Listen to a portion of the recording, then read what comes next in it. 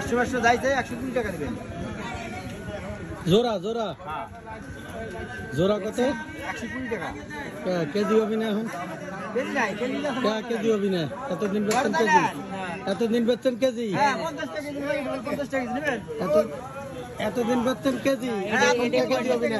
এখন তরমুজ সাইজ ছোট না, মতলববাজি ব্যবসা হবে না, যেটা রুল হবে নিয়ম এখনো কেজিতেই নেবো, এখনো কেজিতেই বেচবেন না।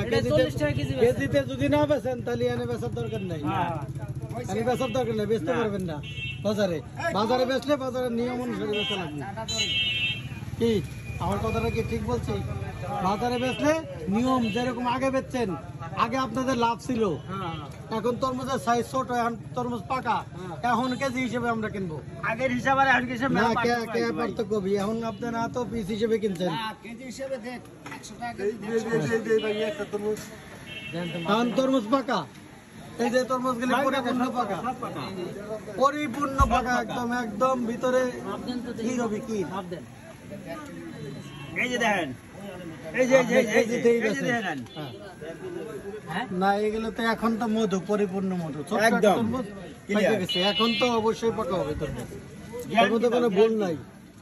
যেমন পাকা তেমন মিষ্টি। এখন গ্যারান্টি তরমুজের চেহারাই বলতেছে গ্যারান্টেড, এগুলো প্রত্যেকটা তরমুজ একদম একদম পাকা, পারফেক্ট পাকা। এই যে চেহারা দিয়ে মনে হয় চেহারাই, লাস্টেরটা ওই যে পাকায় উঠাইছে, সবকটাই পাকা। এখন কোনো কাঁচা তরমুজ নেই।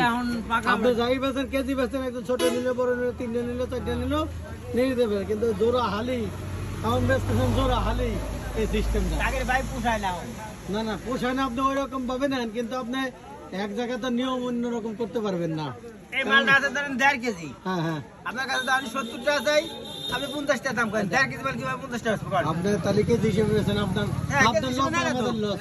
নাই না তো, আমি আপনি সিজনে যেমন লাস্টে আমরা 40 টাকা কেজি কিনছি, এখন আপনারা তো এগুলো হয়তো পরে আপনারা 40 টাকা 20 টাকা বীজ আনছেন, তাহলে কত করে বেচছে? 35 টাকা কেজি। এই দেখছেন, আমি 40 টাকা পর্যন্ত কিনছি।